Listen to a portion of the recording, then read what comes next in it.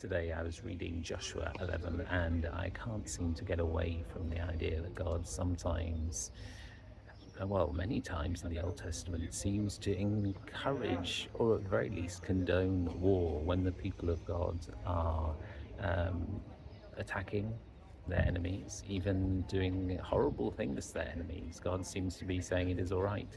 When I was at school, I remember the age of 14, I was being taught to march every day. It was a kind of naval military school, and learned at the age of 14 how to shoot an army rifle.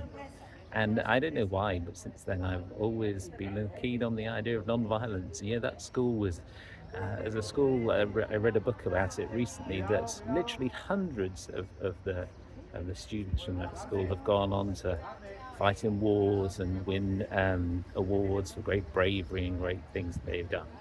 But yet, despite learning all those things, despite seeing that wars sometimes see glorious, you don't hear that people who fight in wars seem to really love them.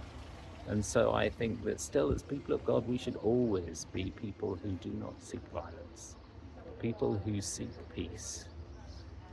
And yet, just as if somebody was coming into your house and attacking your children, you would defend them. You would say, no, I'm a person of non-violence. I will not even raise my fist against them. I would fight against them. And so it may be right sometimes that war is justified. I just don't ever want to be the person who has to make that decision to say that actually it is right to kill another person. Who am I to judge that?